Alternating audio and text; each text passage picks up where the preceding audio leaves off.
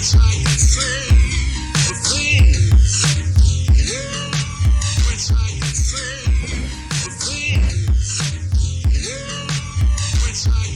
up, everybody? Welcome back to another episode of Jays and Grays. I'm Dave Hellum. I got my man Eli Hamilton in the building. And welcome to episode 5 of this wonderful show / podcast, Take Your Ass to the Doctor. And we got a special guest. Nobody else could do this but my best friend since I was 8 years old, man, in South Holland, playing Sega Genesis in the basement, fighting each other and fighting bullies and drawing Ninja Turtles. And like my man since 1989, Dr. Edwin K. McDonald the Fourth. What up, Ed? What up, Dave? Oh, we gotta give him a proper introduction.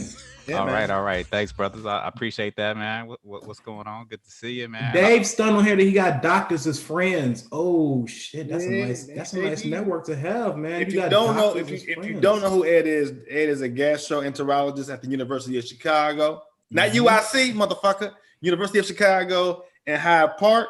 Not Chicago State. No. No, you broke bitches. No. No shade. The University of Chicago. The opinions of me and Eli are not necessarily reflected by Edwin K. McDonald. Yeah, because like my UIC colleagues gonna come for me, man. They gonna be like, oh, here come the kids. Hey. Wait, who's in the background? Oh man, the dog and opened up the door. Gosh. Hey. We are Oh live. my gosh, this is the best way to start this podcast. Right. Man. Look, say what up to Mr. Dave. You ain't seen Mr. Dave in a minute. Okay, you just Hey, Cadence. Can you grab the dog? Can you close the door too? And get the dog? You just brought the dog in the room. Just gonna leave the dog? From Chicago. Okay, Thank sorry about that. Yeah. All So right. man, so you in the University? You know what? This what I got a question about. Yeah. So you at the University of Chicago? Yep. Which resides right on 57th and Cottage Grove. Yep. If you're not familiar with Chicago, 57th and Cottage Grove, it's a blended area. Let's say it like that, right? If I know that there's a great hospital there, you know, can anybody come to University of Chicago, or do you like, you don't qualify, take your ass over to St. Bernard Hospital? How do people feel about that? Because I would be a little pissed, like, St. Bernard, no, anywhere but St. Bernard. So for the ER, anybody can come into the ER. And unfortunately, there's certain insurance that the hospital take and they don't take, or there's certain actually insurance companies that don't cover the hospital. And like some of the Medicaid programs, some of the Obamacare programs actually don't cover the hospital. And the university had to fight for them to actually cover the university. So it's complicated. It's frustrating. I mean, for me, like, I don't really care. I get salary. So I just want to see whoever shows up in the clinic. And then there's been some times where, you know, people come through and they just like, man, I don't really have no money, especially now with like, we're doing a lot of telemedicine. So there's certain situations where, you know, people see me and they're still waiting for insurance. We just figure out the cheapest way, the easiest way to bill it so they won't get hit with a crazy bill. Because like what I don't want to see folks going bankrupt just because they try to see me as a doctor. Like that would hurt my feelings. You know what I'm saying? And I wish I had. Would it really? No, I mean, it would. Like, I don't want to, like, I don't want to see people going broke and becoming for the poor. people. Yeah, because they're trying to get help. Like, that's not what I'm about, you know.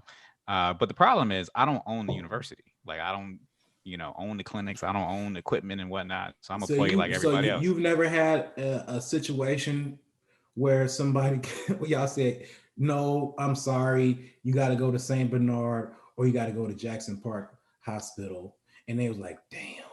No, so not in my clinic. I mean, what happens is I'll get these emails like, yo, this person's out of network. And, you know, can you recommend that they go somewhere else? And our university is just like, yo, they came to see me. I need to be the one doing the procedure, period. And the hospital need to eat the costs. And You like the it's Black Panther of doctors, yeah? Yeah, for Well, the I people. mean- That's important. It is important. And then when we get into like trust and mistrust and why we need more diversity within medicine, like this is type of stuff that we need. And you need somebody to hold folks accountable. Mm.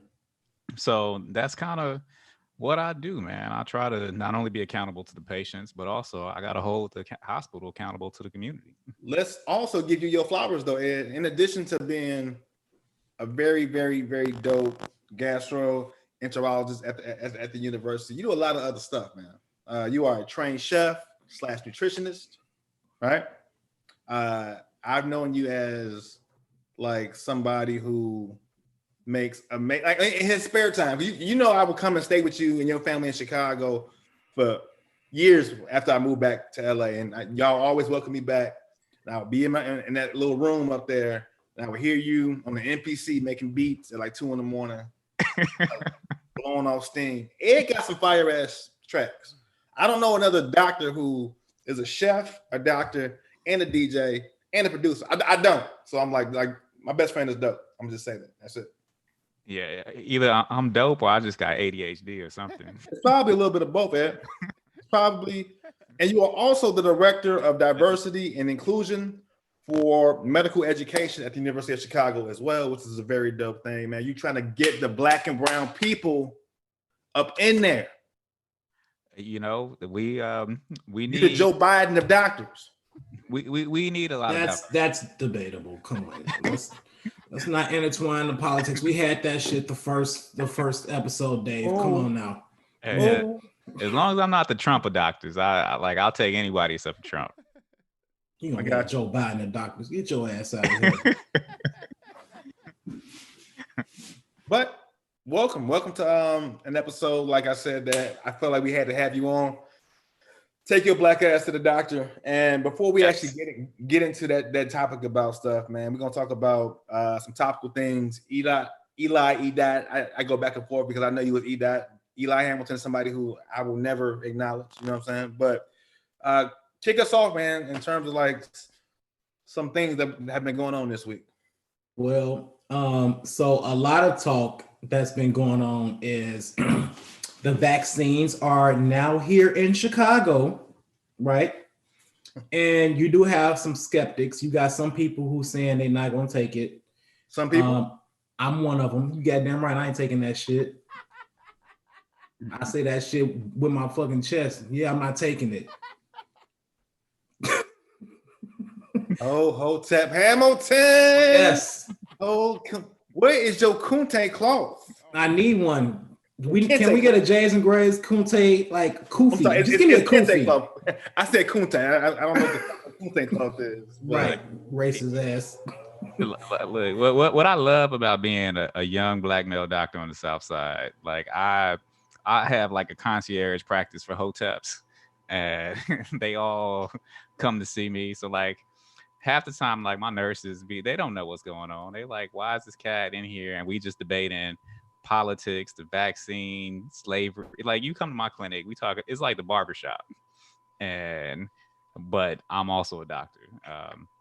So I like doctors like that. I don't like going to the doctor's office where they don't try to get to know me or nothing. They just like, all right, get undressed. I'm like, damn, I'm at the doctor, not at a prostitute appointment, sir. How you doing? Yeah, excuse me. What is a Not prostitute? that I would know anything about a prostitute appointment. I don't know. I just thought that. What is that? That's not something you just drop casually. That's something like I seen Pretty Woman. You like that'll be 40 roses.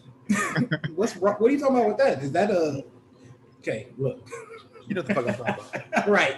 Yeah, you get in trouble. So one, I don't think you should be showing up at the doctor's office taking your clothes off. Like I had one situation back when I was working up at Rush. I took care of a couple people that were strippers. They were like straight up and down real deal strippers. Oh my goodness! Please tell us about that. Yeah, and I in front of his daughter. Yeah, it's very uncomfortable. She don't understand what a stripper is yet, do she? I hope not. Hey, Cadence. Bye. Well, now's your chance to learn. Oh my God! Shut your ass up. Yeah. You gotta paint that picture bad. You do not want her to grow up What was it Chris Rice said? Don't go to the pole. Cannot have no shoes with the clear heels. No. Not in the house. Yeah. So yeah, and no star tattoos. Right. So I had a couple patients that were strippers, and they all had like belly pain and like constipation and whatnot. And I helped one out. Next thing you know, it was a whole bunch of strippers coming to my clinic. Like I got referred, literally a whole bunch of strippers. And I showed up the clinic one time. I can't even make the story up, man. I walk in the room. It was a woman. She was like naked with like trench coat, and I just had to walk out and grab like 5 nurses and like had them go in there and be like, "Yo, you need to put your clothes on." Like, what are you doing? So what was the diagnosis with the stomach pain? Oh, just irritable bowel syndrome and nothing too crazy. Oh my Lord, how you gonna be a stripper with IBS? Hey, look, IBS. You giving a lap dance and then all of a sudden you shit on my thigh? I'm gonna be mad as fuck. Hey, look, man. Get your dirty ass off me with your IBS having that. Oh man, why you coming to work today? You gotta quit. Ed, you gotta close the door. You gotta send Caden downstairs. Like I do, yes.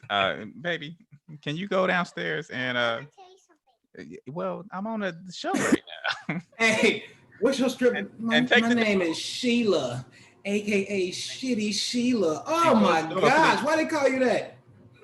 No. All right. You sliding down the pole, it's all type of skid marks on the pole. Man, I'm be mad. Why?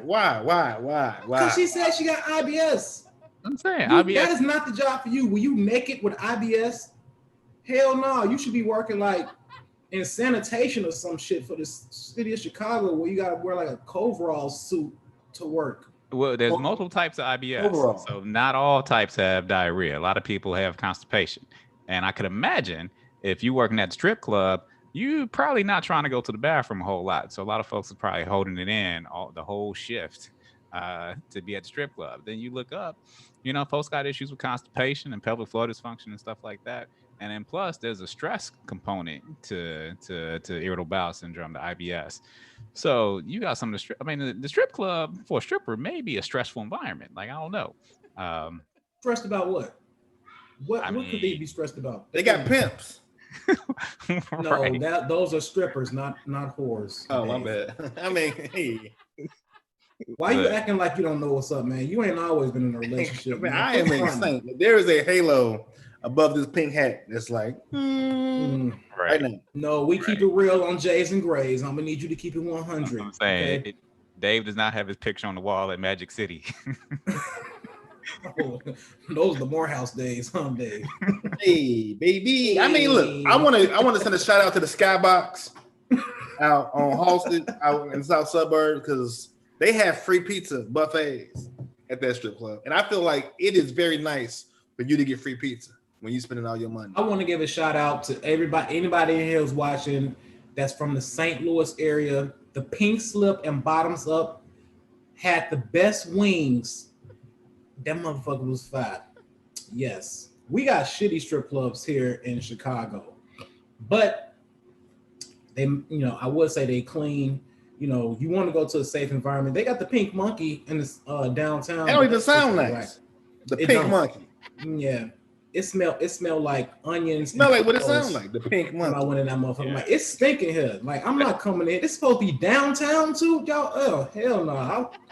No. The Pink Monkey sounds like an STD. Like, I got that Pink Monkey, dog.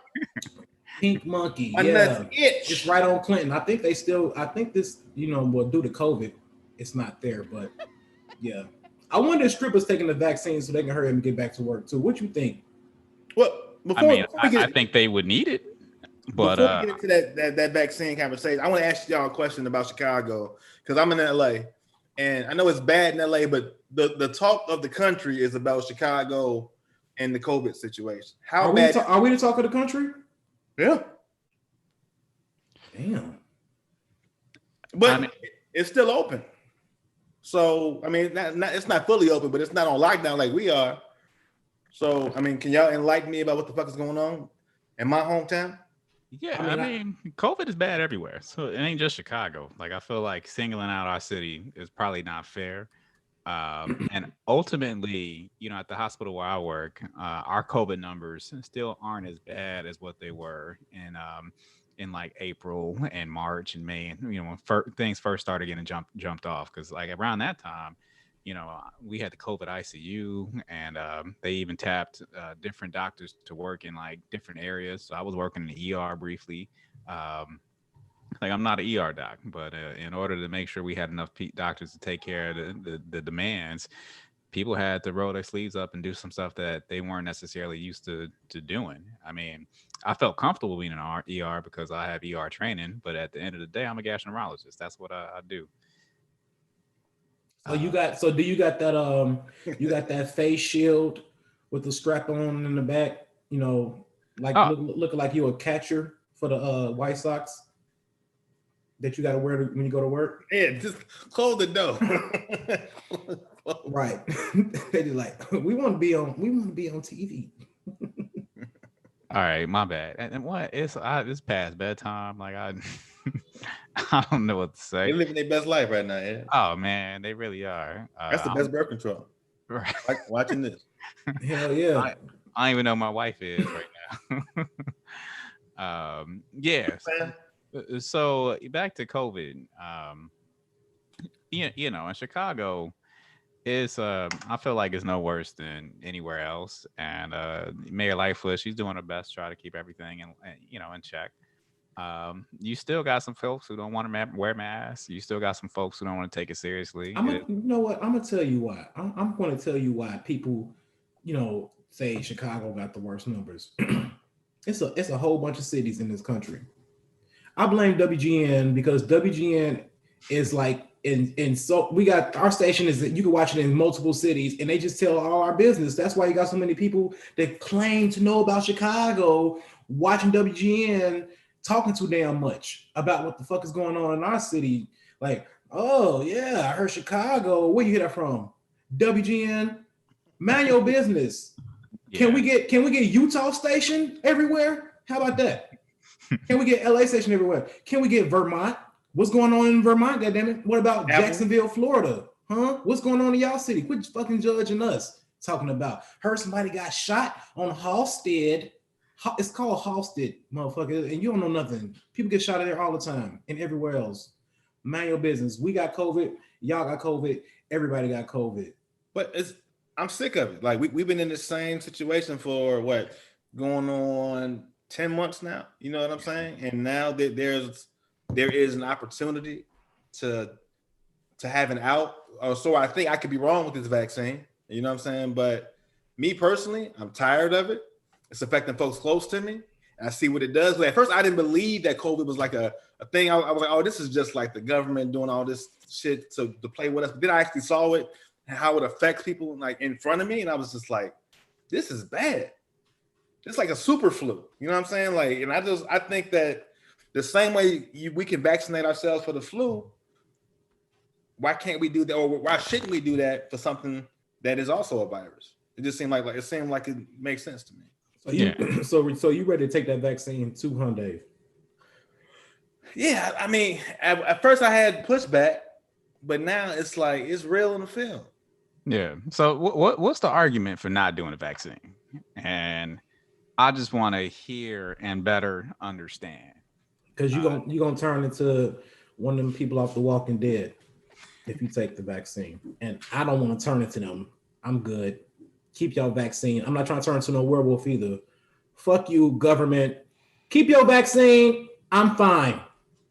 I never took the flu shot and going into school.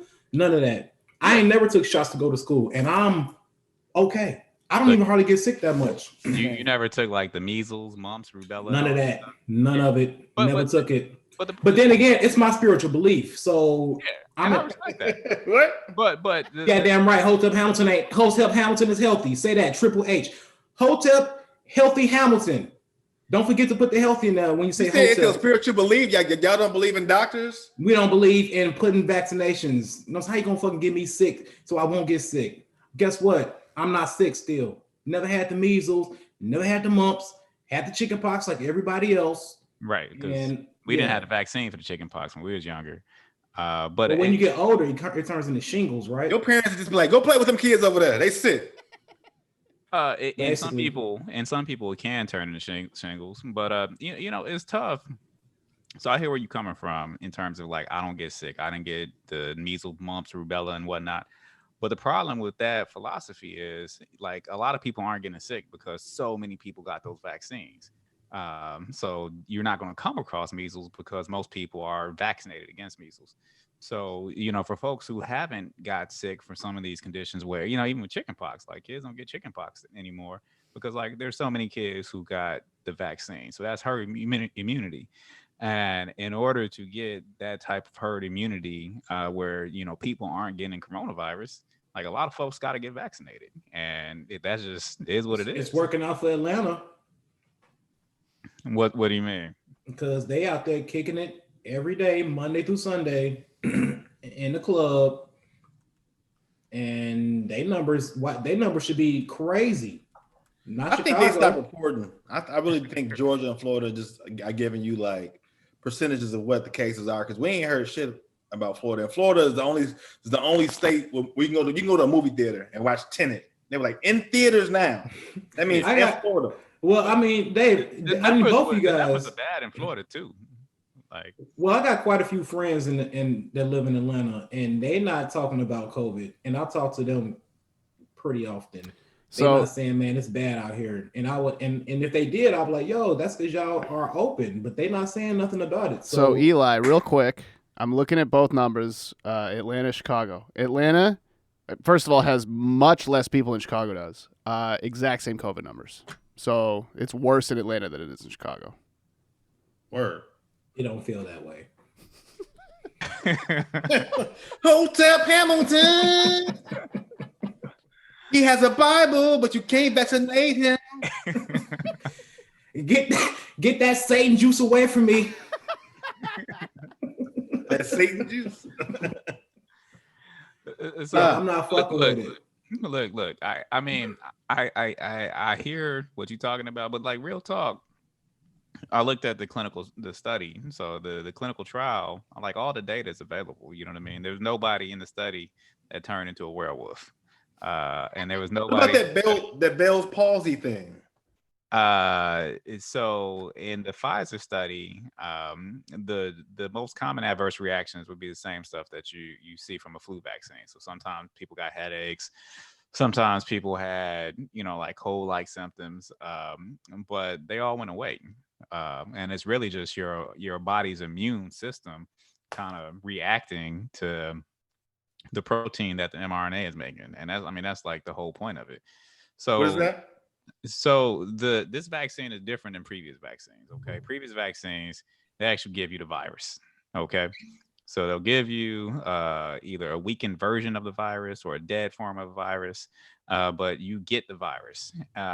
This vaccine is different because they don't give you the whole virus. They give you basically the mRNA, which is what the cells use to create proteins. Okay. So they take some mRNA from the actual virus and you make your body, your own cells makes the protein that your immune system can recognize. So now your immune system is already ramped up to recognize this virus. So if you get exposed to it, your white blood cells and your antibodies and all that stuff, your immune system can identify the virus and kill it before it does any damage.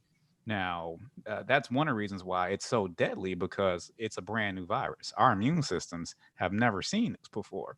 So for a lot of people, when you get exposed to it, the immune system really doesn't even know what to do. So either your immune system overreacts and you get sick and you pass away or get super duper sick, or you underreact and the virus causes a whole bunch of damage and tears up your lungs and everything. But with the vaccine, now once you've been exposed to it, your immune system is going to be able to recognize that you do have the virus and also be able to attack it a lot quicker than without the vaccine. Yeah, I got a question for you. Yeah. You said your immune system either overreacts or underreacts. So let's say you're asymptomatic. So is that what happens with a lot of people who don't experience like the symptoms of being sick? They just get messed up in other ways? Well, it's still early, so we don't know even if those asymptomatic people are going to have some long-term consequences. But we do know the folks who tend to get super duper sick, a lot of that is from overabundant immune response. Okay, so your immune system is basically like, yo, something ain't right. I don't know what's going on. I can't really pinpoint it, but we just gonna, throw shotguns and bombs and everything at it. And then in that process, you end up damaging your own body. So they, what the experts are calling it a cytokine storm, basically. So your immune system basically goes crazy. Like, look, I don't know what's going on. Let's throw the kitchen sink at it. But in that process, throwing the kitchen sink at it, you have this immune response where, again, you could damage your own lungs. You can, and that's what we call this condition ARDS, which a lot of people, you end up on the ventilators. A lot of it has to do with your own immune system's response. So right now, the whole point of the vaccine is to basically train your body to have the appropriate response to this virus. Mm-hmm. That's all it is. Well, I'll tell you this. After that explanation, I'm still not gonna take that motherfucker. Right.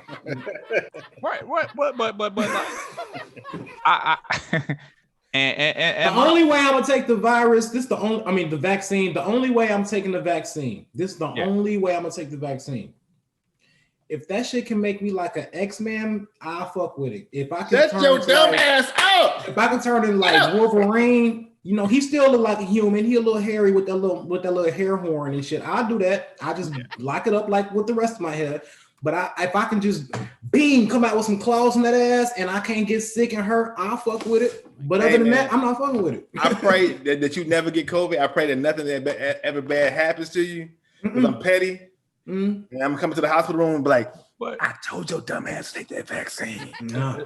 So Eli, the good news for you. So, for me, I got to get my vaccine like tomorrow, like literally tomorrow. Is it mandatory?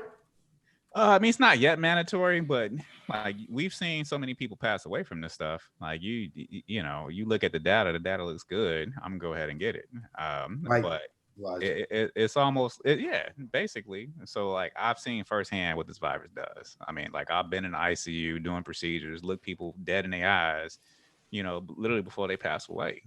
It's like this is real stuff. It's not like just make up stuff. And those numbers that you see going up when you look up COVID and whatnot and see how many people got it and how many people passed away, those are real people. It ain't just numbers on Google. Those are real people. So, for us, me being a physician, like I've seen colleagues get sick. I've seen patients get sick. If I had to pick between, taking my chances with COVID or taking my chances with a vaccine, the decision is easy. Okay. So like when I look at what's going on with COVID and the likelihood, especially as a Black person, we have 3 times higher likelihood of getting it and not doing well with it. And that's what just the numbers show, period. And when you look at the vaccine data, like nobody died from the vaccine. Like there's no deaths reported from the vaccine itself, but we got thousands, hundreds of thousands of deaths associated with the virus. And when it comes to like getting sick, yes, there are some people who had like flu-like symptoms from the vaccine, but those symptoms ain't worse than the actual virus itself. But I think this all comes down to one word, and that's been like targeting the Black community for a very long time with doctors and medical profession, and that is trust. Yeah. And it's very deep. I actually had to go on NPR earlier today and talk about this. So a lot of times I see you. All right. NPR, a little humble flex. I was on NPR today. Okay, all right. He did say that shit real low key. Like, yeah. I was on NPR earlier today. Yeah, little NPR. Cheerio. Nothing big. But look. So I was talking about the vaccine, and everyone's like, we need to talk about Black people and like their trust and mistrust, and Black people not wanting to get vaccinated. But not wanting to get vaccinated is not something that Black people own. You know what I mean? Like in terms of the anti-vaxxer movement, that's predominantly educated white upper class movement. And a lot of the kids, especially in California, if you look up the percentage of kids in California that haven't got vaccines, it's majority of white people, and they ain't Black folk. Now, the mistrust that we have With Black people, that's really, mistrust of a lot of institutions in America for obvious reasons. Like folks have experienced racism and their families have experienced racism, and folks are aware of the historical legacy. And we talk about institutional racism for a reason, because it is a concept that permeates institutions, and medicine is just one of those institutions. Um, so we have to figure out how to navigate this situation. And one of the things that frustrates me, well, it doesn't really frustrate me, it's something I think we need to talk about. So everybody talks about the Tuskegee experiment, and Yeah, everybody does, but the that's all we problem, know. yeah, well, but even still, a lot of people don't even know the Tuskegee experiment. Like, people bring it up and people just say, oh, there was Tuskegee, there was Tuskegee. So my family's from Tuskegee. Well, first of all, what was the Tuskegee experiment? So the Tuskegee experiment, it happened in the 1930s and it actually ended in 1972. And it was sponsored. So one, we shouldn't even call it the Tuskegee experiment, because it was really sponsored by the government. Folks forget. They make it seem like it's just some random, people in Tuskegee doing this. This was sponsored by the United States government. And what happened was, researchers, they wanted to see the natural history of syphilis. Okay. So they wanted to see what happens when syphilis just didn't get treated. And they wanted to see all the crazy stuff that syphilis could do to the body. And syphilis messed people up. I mean, you get dementia, you get a whole bunch of go blind. I mean, syphilis is it's not a game. Didn't Al Capone die from untreated STD? I don't know. I gotta look that up, man. Okay. Yeah. Little known fact. I would have never known that, man. Right. I But mean, but what happened was they just so eventually we came on antibiotics. Okay, so antibiotics came out that actually could treat syphilis, and they didn't give the participants in the research study those antibiotics, even though they knew that syphilis could kill people, mess people up. But they were like, you know what, we're just gonna let this ride out, even though we got the treatment, and they kept it going up until the 70s. I mean, 1972. that's 42 years. Yeah. So they kept it going. And then eventually, I think some reporters found out about it and the study got shut down. And that's one of the reasons. And it changed the game because it was all unethical research. So after that happened, there's all these, congressional hearings and whatnot. And every single hospital has to set up institutional review boards to actually review all the different studies you want and make sure that they're ethical and to make sure you're not doing any shady stuff.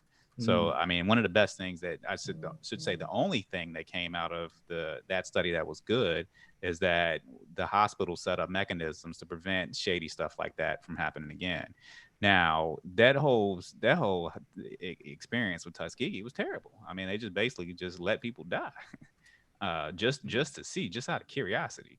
So this is definitely one of the dark areas when it comes to medicine, and there's more dark areas. So if you ever read the book Medical Apartheid by Harriet Washington, it is a sad book. And I met Harriet Washington when she was a lecturer here at DePaul in Chicago, and she actually came to my institution. I brought her to my institution to talk to my classmates, so she can make them woke about what was going on in the past. But with Tuskegee and what's going on today. Today, if they redid the Tuskegee study with the coronavirus vaccine, it would basically be like, you know what, we're not going to give Black people the vaccine. We really just want to see what happens when a whole bunch of Black people get this virus. Oh, so you just going to do what EDOT is doing anyway and just exist. Yeah, you goddamn right. So I don't give a fuck if they attach another stimulus check to that bitch. I'm still not taking it. You kiss my ass. I don't need it. Bye. Hey, James, do me a favor. There's some good questions that have been going on in the comments section. Yeah. And, I know we're going to come back and answer these questions, for sure. But just take notes of the ones. I've seen a couple, so that so if you are asking questions, know that we will answer them at the end, because I saw some good stuff in there. But we got to kind of transition to the next point of the show, the next part of the show, and I think this is a very good segue. Yeah, talking about the Tuskegee experiment and why people of color do not trust the government. We don't trust doctors. We don't even trust some folks don't even trust Black doctors because they're Black. They want a white doctor, right? So this is the topic of the show, episode 5. Take your Black ass to the doctor. And we're going to kind of break down the stigmas about why people of color, especially Black folk, and in particular, Black men, find it so hard to trust health officials and go in for, just regular checkups. And it's bigger. It's bigger than COVID. You know what I'm saying? It's bigger than the corona. So we actually leading up to the podcast tonight, we have posted some posts around like certain Black people, men or whatnot, that had suffered some conditions, and it could have resulted from not taking care of themselves. So we can identify with some of our favorite celebrities that passed away early, from different conditions. We talked about, y'all can help me out here. One of my favorite comedian of all time, Patrice O'Neal, passed away early, 42 years old, diabetes. He joked a lot about having diabetes, and he fell into a diabetic coma. Patrice O'Neal. Yeah, and he just never came out. Look. I think Big Marquis. And yeah.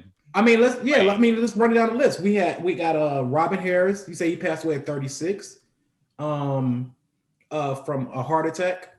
And who else we got? John Singleton passed away earlier. 51. Was that last year or this year? But I know he died at 51, and basically he died of a heart attack from hypertension, which is basically high blood pressure. Yeah. Here, you know what? And we as much as we joke around a lot, and Dave and I can attest to this, right? As comedians, we live very unhealthy lifestyles. It's a very fast-paced life. It's a nightlife, right? We in and out of clubs or whatnot all the time, all hours of the night. We eating BS at the end of the night. We drinking. I think what really caused me to start taking my health serious, my dad had his first heart attack. Now men in my family are prone to heart disease, right? So, my grandfather, who I never met because he passed away before I was born, he died of heart disease. My dad, after a while, he died from heart disease. But I looked at my father's health deteriorate from 2004 until he passed away in 2011 from a stroke or whatnot. And so that always scared me because he was a smoker or whatnot. So when I turned 32, I went and got an EKG, right? Because I was like, man, am I gonna get a heart attack or whatever? And then I went and got a calcium score 2 years ago just to see I don't want to get a heart attack. That's something that does scare me. So I also took my health more serious, started working out, going to the gym, things like that. You know what I'm saying? Watching what I eat. This is coconut water, not Tito's. I'm lying, it's Tito's. But I still got some demons that I'm trying to fight, but I'm not perfect. But I am cognizant of my health, right?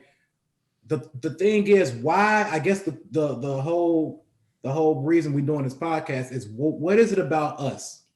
What is it about melanated people, Black people, why we do not take our health serious? It's just not, why is it not ring a bell? You know what I'm saying?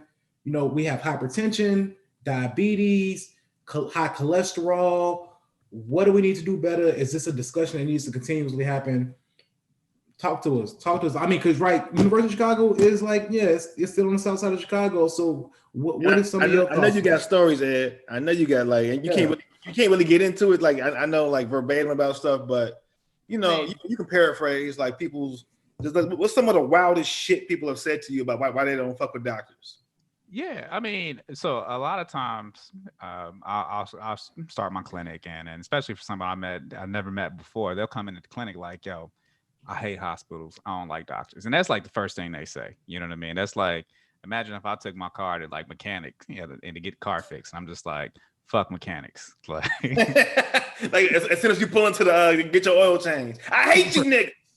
Right, and y'all are shady, you just want to steal my money. But the thing is, for me as a Black doctor, I was a Black person first, and that's reality. So when someone comes to me and say they don't trust doctors, they had bad experience with doctors, or they have stories, I have similar family stories, so I could sit there and patiently listen to folk and really respect everything they have to say, and also figure out ways to make that connection to eventually get to the point where people can trust what I have to say. That's the art of medicine, and that's the challenge, and that's why I love it. And for me, I have to figure out how to get respect and trust from hoteps, but also respect and trust from someone who's rich and white who may live in on the North Shore, and I have to figure out how to equally get both parties to trust and respect everything I have to say. Well, here's one thing: put a Baba's in Lincoln Park, and then talk to me. Well, why we got all the Baba's? You see any heralds? The heralds can go past Wabash. Is the heralds in Hyde Park? No. I'm talking about the north side, right? Put some unhealthy, delicious restaurants on the north side. Then talk the to heralds me. on Milwaukee. I mean, I hear what you're saying. But so Eli is bringing up a good point. Okay, so now we're talking about public health. Okay, so within Black communities, you have more fast food restaurants in Black communities than white communities by a lot, and also less supermarkets. And that's like facts. You could look up the research. So I have a weight management clinic. And so, a lot of people live in neighborhoods where they got to pass their favorite restaurants, a couple times before they can get to a healthy grocery store. And then we also have more advertising for like fast foods and cigarettes and whatnot in the Black community. Like, I mean, you drive up and down Stony Island, especially back in the day, you couldn't drive down Stony Island without seeing like 5 different cigarette ads. or dudes screaming loose squares. Let's talk about that too. I mean, selling loose cigarettes. It happens. It happens. So I got a question, Dr. McDonald. What's up? Why do the bananas get bad 2 weeks earlier from the Marianos on 39th than the one on Clark and Division? Let's talk about the produce, right? Why do my strawberries get bad? Look, I got 4 strawberries. I got a whole thing of strawberries. I 4 of them motherfuckers already rotten by the time I get to the crib. Yeah, I just spent $4 on these organic strawberries. I'm probably still gonna eat them. I'm probably still gonna blend them because I paid $4 for them. But if I go all the way to Lincolnshire, all them bitches gonna be good for at least 3 weeks. IBS. Let's talk about it. Getting on yourself. I mean, it's tough. What the supermarkets will tell you is that it's due to demand. Okay, so in those neighborhoods, there might be more demand, so they're bringing in more fruits and vegetables because they're selling more. I don't know if that's true or not, but I've had that same question. So again, like I said before, I was a doctor, I was a Black person, and the same questions you asking are questions that I also have to this day. Inquiring minds would like to know. Right. So when I posed that question to supermarket execs and people in those positions, that is the response I was given. It has everything to do with demand. Whether or not that's true, I don't know, but that is what they say. But back to your point, when it comes to trust and mistrust, my issue is we trust a whole bunch of unhealthy stuff. Okay? Like what? Or like who? Like the food that we eat. Please, please talk stuff, about it. Like the stuff. Hold on, you guys. Like you mean like the stuff that we lift up, like tradition wise. I mean, like case in point, we just had a conversation about Black people dying from heart disease, heart attacks, high blood pressure, and all this other stuff, and not trusting the vaccine and everything. Which I get it. The vaccine is new. I can understand how people have hesitation to take the vaccine, and people want to wait. I understand. But let's talk about the stuff that we do trust that we know is killing us. Okay, like we trust pop. You know what I mean? Like pop ain't even real food. When you look in the back of the ingredients, you have to have a PhD. Who trusts in pop? A lot of people with diabetes. Great. Look, man. Look, let me tell you something. Come on, man. It don't take no rocket science to know that shit is unhealthy. Come on now. But because it's diet Coke that make it better. Look, people are still drinking it. God damn! It's like 2020. people are still putting that in their body. People are still putting a whole bunch of unhealthy food in their bodies that we know can lead to heart disease and diabetes and whatnot, and that's happening all the time. So I see a lot of folks coming through. You've been trained though, Ed. And that's why I want people to untrain. You ever handed a Black person a can of LaCroix and didn't get the slap Like the shit slapped out of you after you handed them that can. You like, drink this 0-calorie, non-sugar carbonated water with essence. And then they take a sip of it and they be like, nigga. Yeah. Right. And I'll be pissed off too. Don't ever give me this bullshit again. What's right. wrong with you? And honestly, that's not just black people. That's everybody. That is the standard American diet. The standard American diet is full of like processed garbage. That's like somebody saying, look, if I go to Harold's and I take the skin off the chicken and it's white meat, which is considered healthy, and French fries is actually a vegetable because it's made from potatoes, does that make it healthy? Right. That makes it healthy, right? And the mild sauce got tomatoes in it. And the mild sauce got tomatoes in it. We make up every excuse.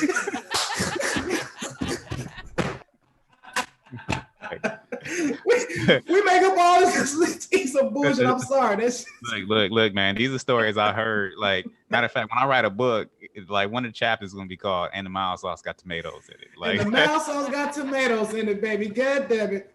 I hate the way Subway keep talking about our food is healthy. No, it's not. Have you went to Dr. Ed? Look, you got Dr. the Subway. What you call him? I said Dr. Ed, but my Tito's kicking in. Look, Dr. McDonald, you got the Subway right down the street from the hospital. Yeah. I'm sure you've went into that Subway before. We talking about the one on 51st and Cottage. Oh, yeah. Yeah. The attitudes in there, sharks. they don't give a fuck about my health. They don't give a fuck about my order. Do you think they care about, that's like me going in like, hey, what is the sodium content? Like, bitch, you want this shit or not? Yeah. I think that's another fact with restaurants, in like predominantly black neighborhoods. The customer service is so bad, they not really telling nobody like what's good. I mean, they got all these menus posing like this stuff is healthy, but we don't know no better. We just hungry. And the shit only costs $7 and I get 7 pounds of food. Of chicken. Sounds like a deal to me. I'm eating it. I mean, so the problem with fast food, it seems cheap. It really does. But what you don't see, you don't see the future cost down the line. Okay. So like if you got to pay the price with high blood pressure and heart attacks, like that fast food is actually really expensive because or you got to pay the price. I remember going to church and you see people got their legs cut off and like, people going blind and whatnot. Like that's normal. That's not normal. Well, we live in a society of instant gratification. So we're not thinking about that down the road. I might lose a leg or whatever. And speaking of Cottage Grove, like one of my favorite corners of Cottage Grove is 43rd and Cottage. And like on one side of Cottage on 43rd, you got a dialysis center. Yeah. Across the street, you got a barbecue joint. I know, right? and I was stopped at the stop sign. I mean, the stoplight once, and I seen a brother roll in his wheelchair from the dialysis center to the bar, like across the street to the barbecue joint. And I'm just in here watching this. I'm just like, man, this makes no sense. If we could see the forest for the trees in our neighborhood, right, we would just shake our head. Right, and that's why I was saying I feel like we are trusting the wrong thing. The stuff that I don't want people to trust is some of the ultra processed foods that we're eating, which again ain't even real food. And like half the ingredients, when you look at some of this stuff, like what's in a Twinkie, we don't know what's in a Twinkie. But I think most people know that they shouldn't be eating Twinkies, especially if you're a grown ass person and you eating Twinkies. Yeah, you got cream on the side of your mouth and you fucking 34 years old.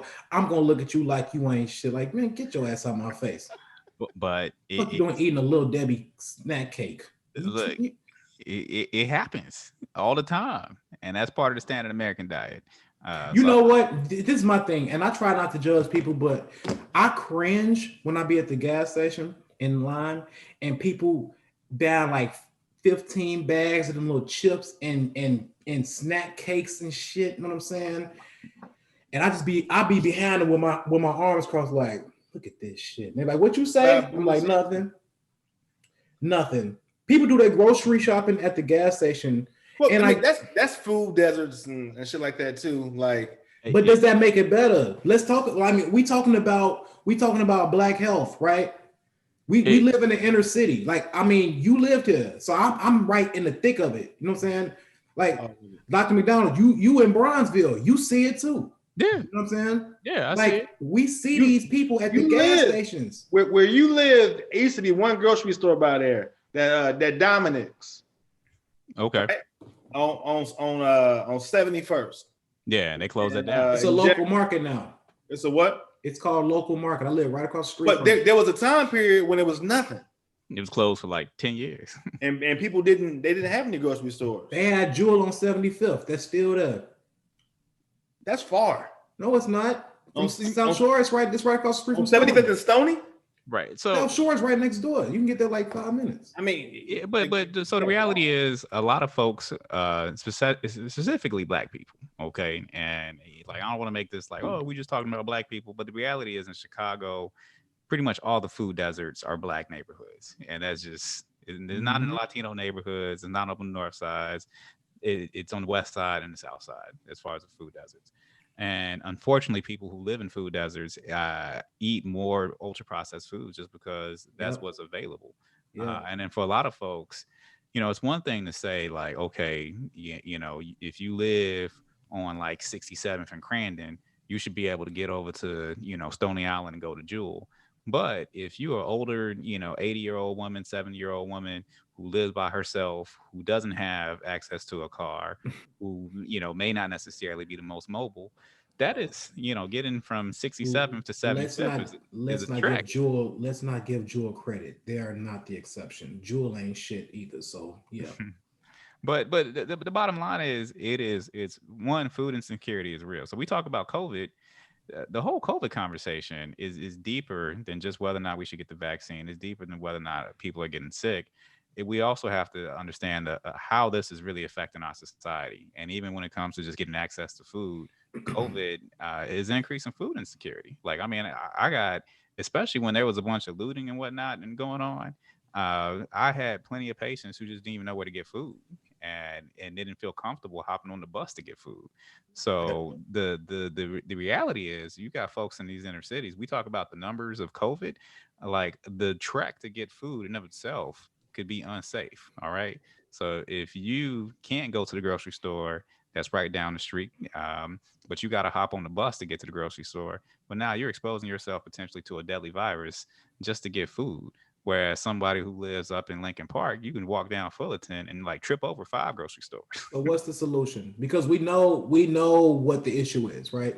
I know that in the summertime, because I used to live in Woodline, right on 62nd, I believe, 62nd in Dorchester, I believe, they used to have like a farmer's market there on Saturday mornings. Right. And that's a dope farmer's market. And I know the lady who runs that farmer's market, and I've actually done some cooking demonstrations there. So we need more stuff like that. And what's dope about that farmer's market, even for folks, so farmers markets can be expensive. So that's one issue. But what I like about what they did there, they have subsidies. So for people who have link and like, food stamps and whatnot, you could actually use your link and food stamps at the farmer's market. So that's something dope that a lot of people don't know about, that more people should take advantage of. Another thing is there used to be a community garden across from where my condo used to be on 64th and Woodline, and I thought that was pretty cool. It was actually a couple of community gardens in that neighborhood. Yeah, I used to live 66 in Woodline. And then So you know about it then. Yeah. And I remember there was nothing there, and then they opened up Robust, that coffee shop. Yep. And it was just like, Okay. That was one of my jokes about that. Like, that's when you knew that white folks was coming in. Like, you would just see hella white women just planting peas in like a former like fucked up neighborhood. I'm like, oh shit, they here. Hey, but real talk, we don't really appreciate the buying power that we have in our community. So I actually went to the owners of Robust. So I came up to them. There's 2 white guys, real nice folk. Yep, I know. I came up to them. It's like 3 different Robusts. Yeah, Justin is one of their names. Yeah. Yeah. So I went up to him. I was like, yo, you got to break it down to me. Like, y'all opened up this shop in the middle of, Woodline, when there's nothing around. Like, what made you decide to come from the north side, come to Woodline, and open up a coffee shop? Yeah. So they broke it down. They were like, oh, we want to support the community, but it's also good business. And I'm like, do tell. And he was just like, well, the 3rd highest grossing coffee shop or Starbucks in Chicago. And I was like, no, I don't know that. Third highest grossing coffee shop in Chicago is the Starbucks On Stony? on 71st and Stony. Yep. I mean, that's a great location. It is a lot of traffic flow that goes through there. And it's a stoplight right there too before you get to the track. So of course, yeah, and that parking lot is like the size of my living room. So that's why it'd be so crazy too. But what they were telling me, they were like, look, a lot of folks don't want to necessarily come down here. But like when you bring good products down to this neighborhood, there are folks who will support it and you can make money. They starving. Like, yo, we are starving. I live in South Shore. You right. It is a food desert out here. And don't get hungry after 9 p.m. because the Uber Eats options is super limited. Super limited. Yeah, that's so true. I don't want to eat gyros and fucking meatloaf burgers. Like, no, I don't want it. I want to keep us kind of on track of what the about the title of the show, which is about like why you feel like people of color, Black folks in particular. I mean, all this stuff is intertwined and interrelated. I just don't want to like go off on a tangent. Got you. I want you guys to kind of drop some science about one. First of all, the why people are not going in for these checkups, and two, like E-Dot said, what's the solution? How can we change this? Because this conversation can go on for hours. Yeah. So I mean, there's a lot of different solutions, okay, and then there's a lot of different reasons. I mean, one, historical mistrust of a lot of institutions for obvious history of racism, okay, and also, there's still physicians who have implicit bias who, you may walk in a room and you may feel judged or you may not feel comfortable. So oftentimes when people come into a doctor and, if something just doesn't feel right, people can experience what's known as a confirmation bias. Okay. So if you, have this, what you feel to be a negative experience, even maybe you just had a bad doctor, maybe it was a shitty doctor.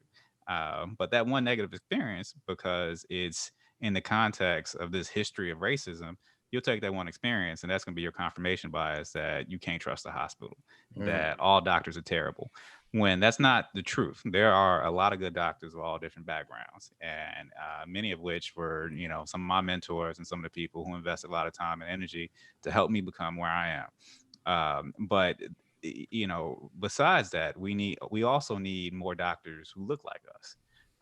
So that is not to say that a white doctor, a Latino doctor, or Asian doctor, Indian doctor cannot provide care to Black people. That's not true at all. But for a lot of people who do have some mistrust, it would be helpful to have more doctors who look like you, that remind you of yourself. And that may be an easier way to build that trust of the healthcare system in general. Because a lot of times when people come to see me, they may also have that mistrust, but say they need to have a surgery, and we don't have any Black surgeons, so I got to refer them to the surgeons that I mess with. It's definitely refreshing to see somebody who you feel like you can talk to and can relate to you. Yeah. So when I refer somebody, I'm like, look, this surgeon that I'm sending you to, like, that's my dog. I almost got to vouch for him. Like, that's my man, 50 grand. Like, I'd send my mama there and let him take out my mom's gallbladder. Like, real talk. And when you had that conversation, people respond. But still, we still need more Black doctors, man. Like in Chicago, there are only 2 Black male doctors at our 2 Black male primary care doctors at the academic institutions in Chicago. So I'm talking about Northwestern Loyola, University of Chicago, UIC. If you want to have that's you and somebody else, and University of Chicago. Well, I'm not a primary care doctor. Okay. So I'm a specialist. But get it right, Dave. Specialist. Shut your ass up. Okay. But peep game, for a lot of us Black men who are specialists, we sometimes take on the role of primary care doctor because people feel comfortable with asking us questions. So if I see a brother who's coming in and he just wants to talk about getting a colonoscopy, and I look over the chart, I'm like, look, man, ain't nobody checked your cholesterol. No one's checked you for diabetes. No one's checked you for, your prostate and all that other stuff. Like, you got a primary care doctor? And they're like, no. Next thing you know, I start doing that stuff and I become like the primary care doctor, even though I'm a specialist. So I have a whole bunch of. Can you? So what specialty is? We got to. Yeah, somebody said what specialty. gastroenterology. So I'm the stomach doctor. I'm the dude who does the colonoscopies and, prevents colon cancer. Oh, speaking of colonoscopies, Yeah. Yeah. Fuck it up. Yeah, I know I fucked it up. So I just turned 39 in November. When do I need to get mine? So the age now is 45, but it depends on if you have a family history of colon cancer. So if you have a family history of colon cancer or advanced polyp, you may have to do it 10 years earlier than when that first degree relative was diagnosed with colon cancer or an advanced polyp. But what about prostates? Prostate cancer, I believe, is around age 40. Age 40? Yeah. That's when they stick their finger up your ass, right? So they do that in a combination. Let's keep it 100. Like, come on now. Yes. So they do that in combination of doing a blood test called the PSA. But with prostate cancer screening, the literature is all over the place. So like literally, if you look up the guidelines, it's just like, well, you just have a conversation with your doctor, and that's like that's what the guidelines say. Do you do the prostate exams? You know what? Never mind. Cause I don't want to put your finger on my ass. We just had a whole conversation. I probably feel a little uncomfortable. Like, what's up, Ed? You about to put your finger on my ass today? You know what? Just send me to send me to somebody else.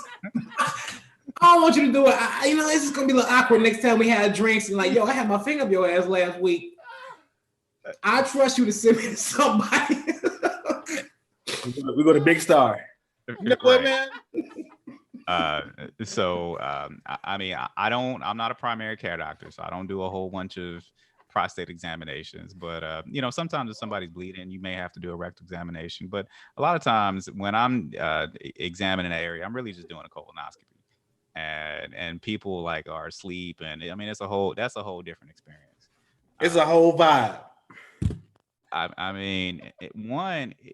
So I have to encourage people to get examinations that can be, in private areas. Okay, so that's. Well, can we talk about how black men react to stuff like that? Like, not even just black men, just men in general. Because I don't even think it's black men to colonoscopies and prostate exams and It's so here's where the stories come in. Okay, when I was a med student, I was doing this project with the American Cancer Society and this clinic called Project Brotherhood, which is at the Woodlawn Clinic on 63rd and Woodlawn, right across from Robust.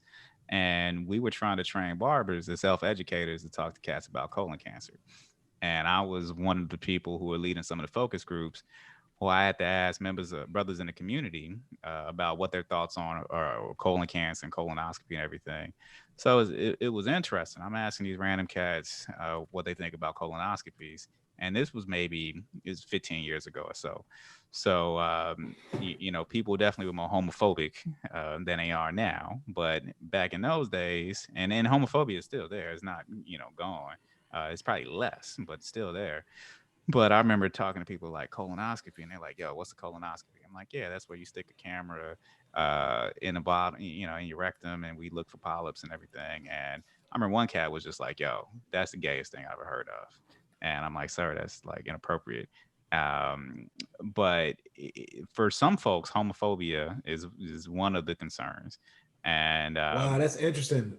I would have, and all jokes aside, I would have never thought that people would prevent getting that type of exam because they're homophobic. That's crazy. Oh, I mean, homophobia is out here killing folk in multiple different ways. Okay, I mean, you literally got trans people getting messed up because of homophobia. But homophobia in general, for some people, it can be the reason why they're not getting their prostate checked, why they're not getting their colonoscopies. Because they think that it's going to make them less of a man if they do it. Well, I mean, I don't know what those thoughts are, but even just the idea of, case in point, I had one person, we were talking about doing a colonoscopy, and, they were like, look, nothing's supposed to go in your mouth and nothing's supposed to go in your booty. And I'm like, well, you put food in your mouth. Do you eat bananas? Do you eat hot dogs? You ever ate a popsicle? Shut up. Right. I mean, this is real stuff that people are talking about. So, you ever ate a king size burrito? Okay. So I have to. You gotta break it down to him like that, Doc. Like, come on, man, with the bullshit. But I mean, I break it down in a way that's respectful, that's educational, and then also, supportive of communities. I want people to, be more open and inclusive and accepting of folk. But at the end of the day, like, we have to do what's right by people and encourage people to get their, whatever test. You know what? I think you got some people, to your point, like that's kind of ignorant. But I think you got to meet people where they are. I'm one of them people like That's ignorant. talk. No, I'm not ignorant at all. Fuck you. No, I'm one of them people like talk to me real, doc. All this shit. Like, what's up? Like, if you have like a patient that come in there that's being, because some people are just kind of like stupid, right? Like, Well, look here, man. Let me take off my stethoscope real quick and just holler at you on some real shit. You know what I'm saying? And you got to be able to read folks to know who that's going to work for and who that's not going to work for. So, I mean, and that's like the art of medicine, being able to just immediately, pick up when, like, okay, who wants me to be like, all right, what's up, bro? What's going on? And have just a regular conversation. Last black doctor I had came into the office and he said, "Nigga, you gonna die." I had just met this dude, and Look, and He told you that? he said, "You finna die if you don't change your ways." I mean, What was your ways? Tell the people, Dave. He was looking at my blood work. Actually, no, I didn't have blood work back then. He was just looking at like my weight. My dad had just passed away. He saw my height. He saw that I was obese for what I was, and he was like, "Unless you kind of like become like a plant-based like diet, unless you adapt to that and change your eating habits," he's like, "I don't see you being much different potentially than than how your father ended up." And he wasn't even being like mean. He was just like, I'm not gonna sugarcoat it. I was like, "Can you just like, can we lie to each other for a little bit? Did you respect that? Did you respect the fact that he wasn't sugarcoating it? Yeah, I mean, I never went back, but yeah, I did. Well, goddamn, you sensitive as hell. He kept it 100 with you. Let me tell you something. Hey, Doc, let me tell you something why I don't trust these damn somebody. Well, I go to the doctor on a regular once a year to get my check. When the last time you went to the doctor? Hey, wait, time out. So Eli, this brother dropped some serious knowledge. He's talking about, calcium scores. Oh yeah, I'm serious about my health. The last time I went to the doctor in October. Yeah. Oh, Dr. Woznica. I go to him on a regular basis every year. Same person he can see my vitals if they change and all of that. I'm serious about my health. I bullshit a lot, but I'm not playing about my health. But I will say this.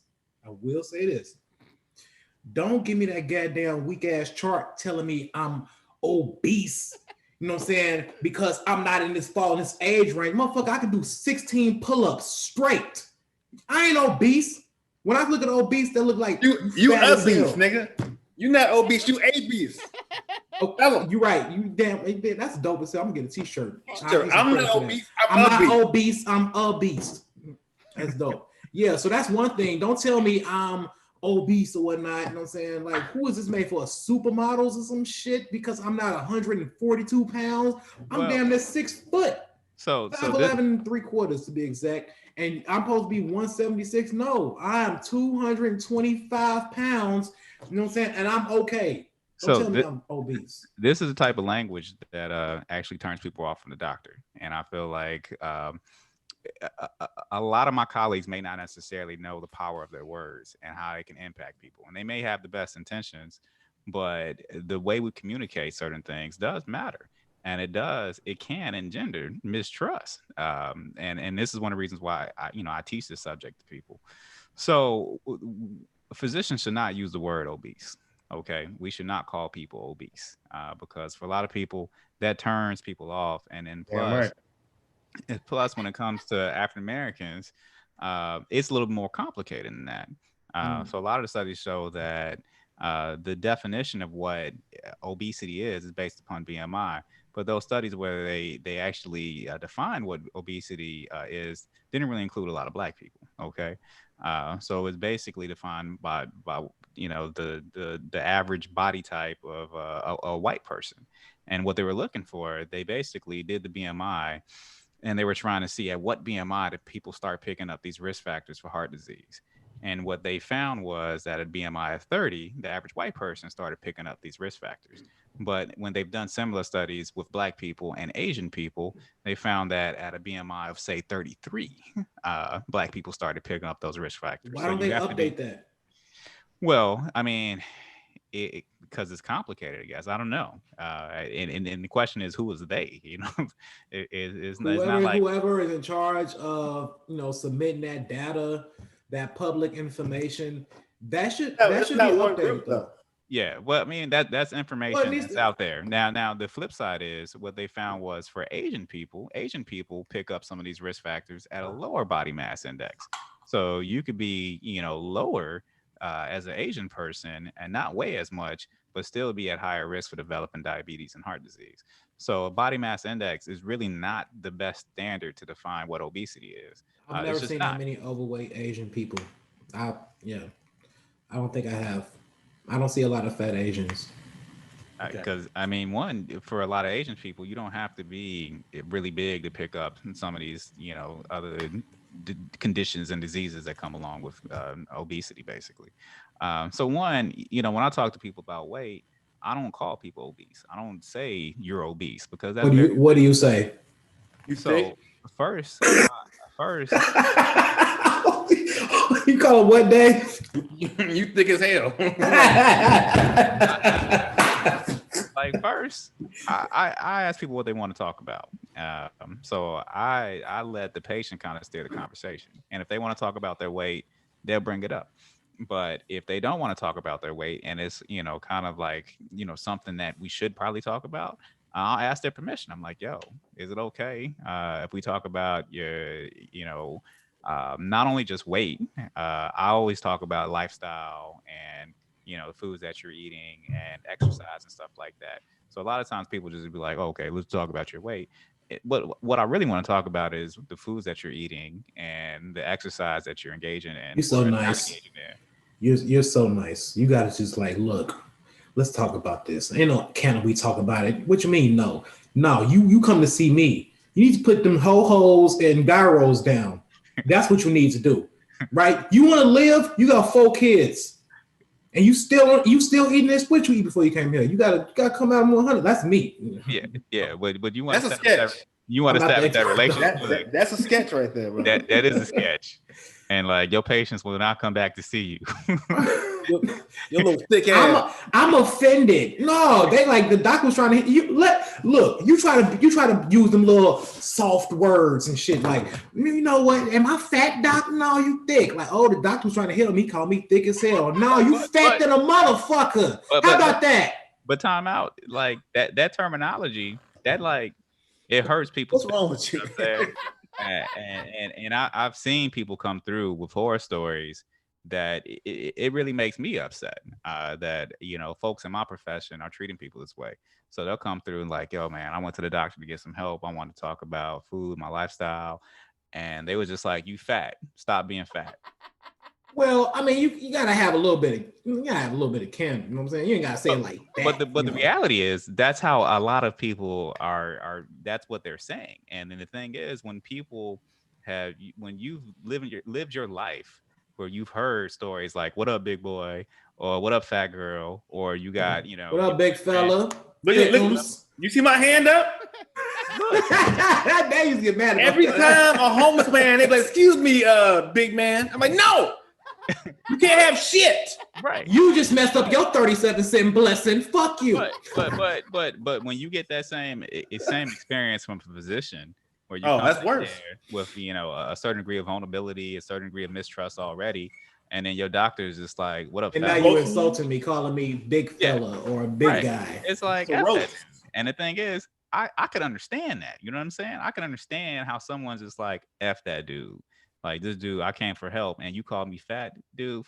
F you. You know what I'm saying? Well, you can't call him that. I mean, look, that's what's happening, and that's why people get mistrust. No, take it from a regular person who coming into the doctor. If I was a doctor, like this, is how I want you to talk to me. If I'm overweight and big like that, just say some stuff like, hey, based on your diet, you might need to lay off a little bit because you're a little bit on the heavy side. You know what I'm saying? So you don't whatever. Like I'm like, okay, you're right. You know what I'm saying? Right. Like size jeans because the person your age and height should be in a size 30 whatever, right? Yeah. But if you like, hey, according to this chart, you are obese, and I'm like, I'm not fucking obese. Right. You know what I'm saying? The motherfuckers on 600-pound life. Talk to them. That's not me. I don't need a crane to go to the bathroom, okay? I don't need a forklift to go to the kitchen, bitch. You know what? I'm out of here. Do you got a Yelp review? Because I'm giving you a bad Yelp review. Fuck you, doctor. Yeah, but you just proved my point, and you also just proved why that obese is a trigger word in the Black community. It's a trigger word. It is, and it's not only a trigger word in the Black community. It's a trigger word in general. Oh man, don't call me no obese. Right? And we shouldn't use it. And they say we should use like patient-centered language, okay? And that's where you don't describe somebody by like a condition, okay? So saying telling someone is just like you are obese. We would never say you are diabetes. You know what I mean? Like we would never be like you are high blood pressure. And you can, but with obesity, like we call people obese. You know what I mean? Blood smell like Kool-Aid. Okay, Doc. Okay, Doc. I'm gonna put you on the spot real quick. Yeah. I come up here and I'm like, let's say you saw the chart from the person who took my weight and all of that stuff, and you about to tell me that I'm fat, whatever. How would you tell me that? And I'm like, hey man, I really enjoy I enjoy going to eating gyros on Saturday night, and I love a good Harold's 1/4 meal, right? You know what I'm saying? You know they be lying to you, and that's just the only thing I can afford to pay my children, and so So what how would you talk to me? Look, man. So it's called motivational interviewing. Okay, so that's the term for it, and I mean, there's a whole technique and strategy behind it. Mm-hmm. And what I do is I ask a lot of questions and almost lead people to their own answers, and and then really let them tell me what their concerns are. So I would look over, say. Okay, so we actually you on the spot right now. Yeah. Boom, let's go. And so, look, typically I'll have the chart. So I know what your weight is. I know what your blood pressure is. I know what your heart rate is. And I would be like, okay, what do you want to focus on today? Like, like what brings you in? So normally that question right there allows me to know what they really want to focus on. And that's where I need to spend my time. And I live on the second floor and I feel like I'm out of breath every time I get to my front door. Right. So then we'll have a conversation about, okay, how long has this been going on? 12 years. And we'll have a conversation of, so one, when people have issues like that, I'm concerned of, is this a heart issue? Is this a lung issue?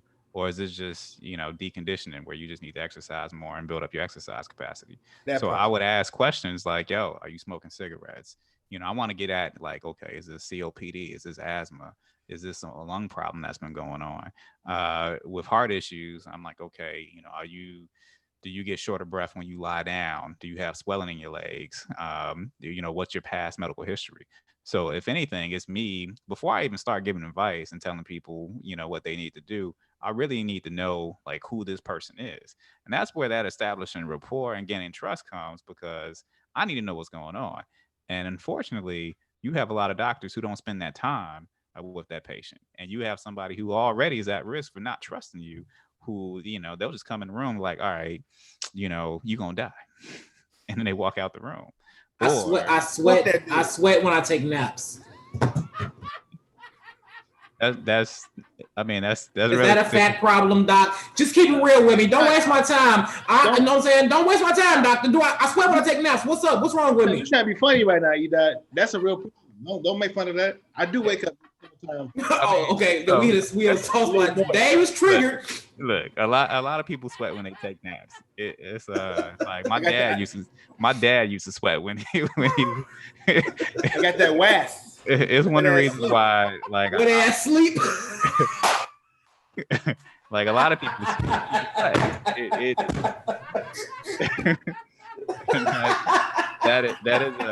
that's a very common thing. Oh, and nor does it have any, that doesn't necessarily mean that there's something wrong.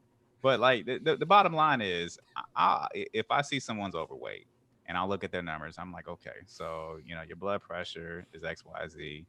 This is your weight. Do you have any concerns about your weight or your health, or is it okay if we talk about your weight and your health and your diet and all that stuff?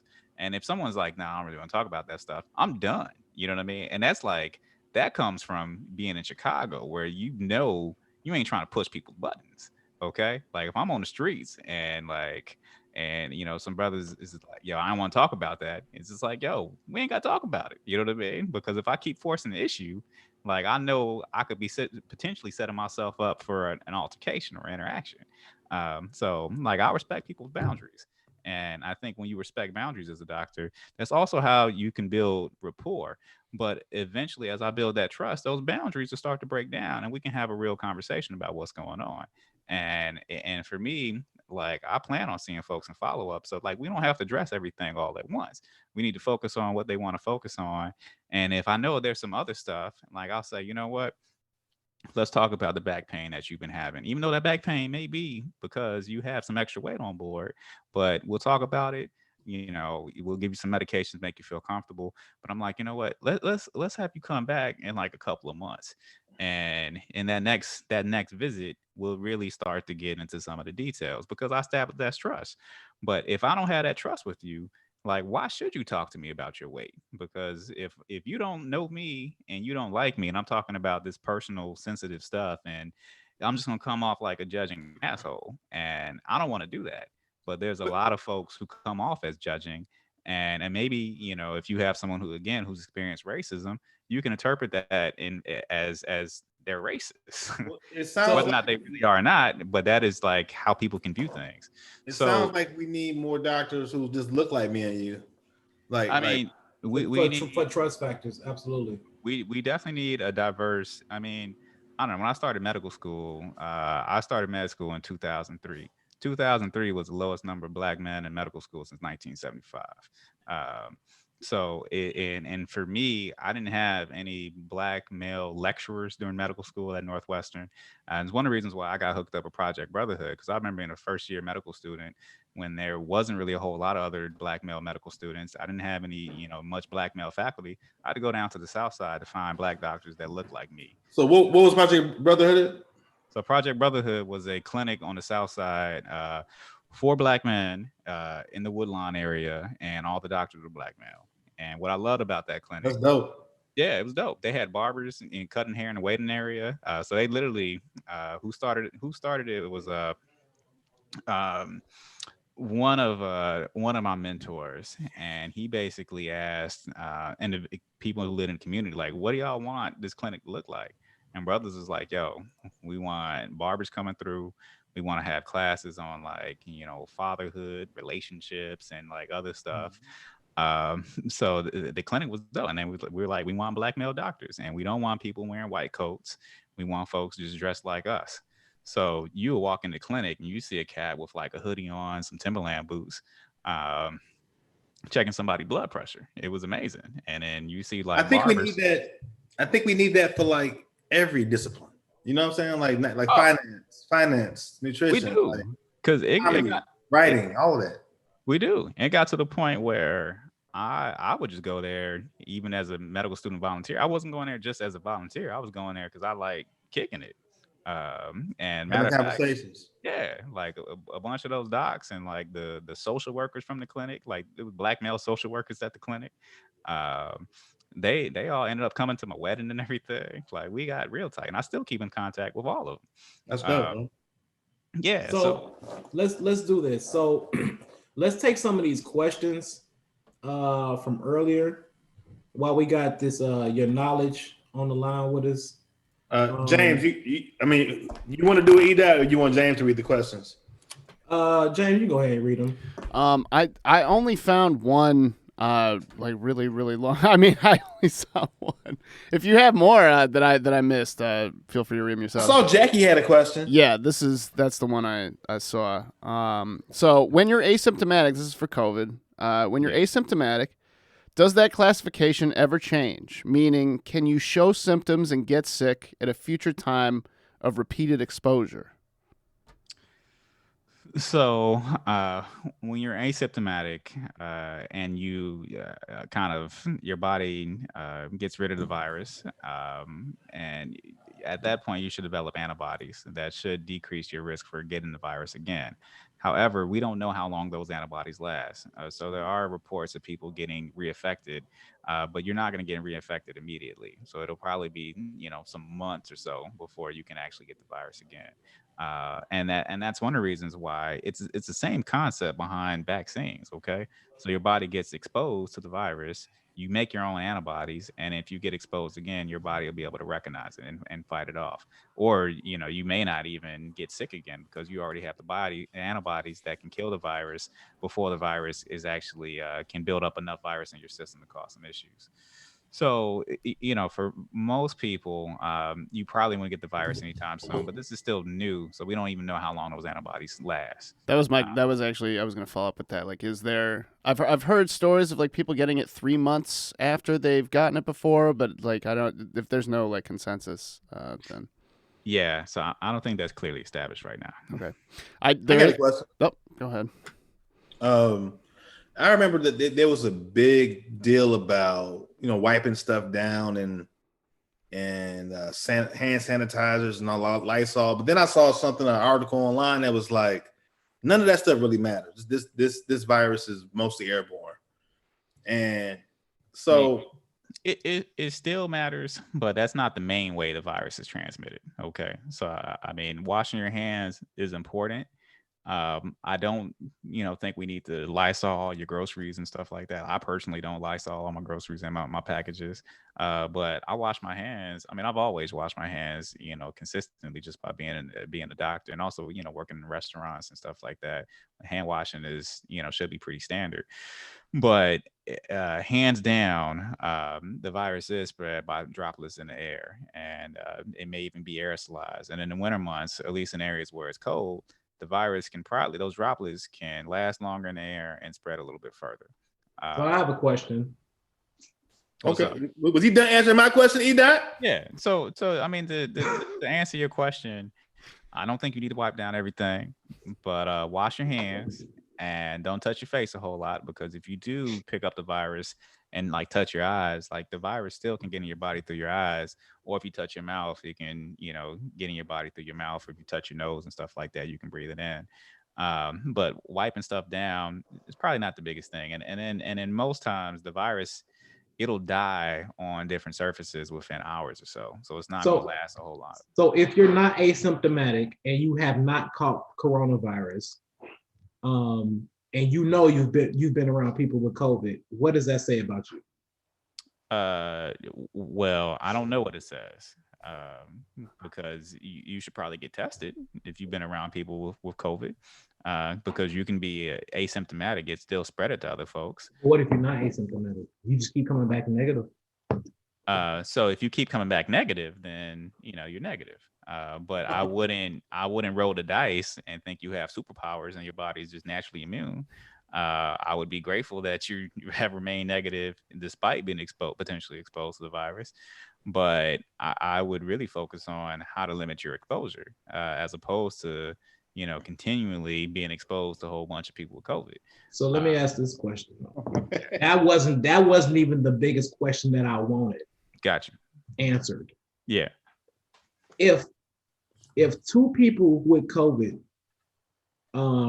have sex, is it going to make it worse? Fucking God.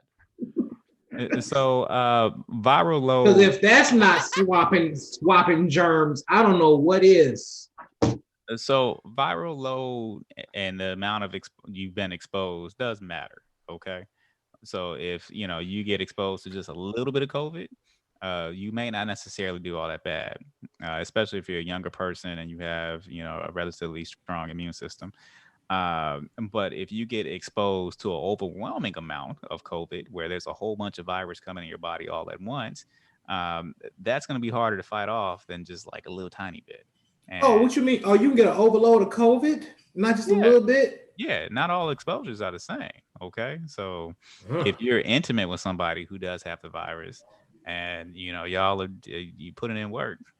What if y'all keep y'all mask on during the interaction? Like cut a little hole in the mask, like. Oh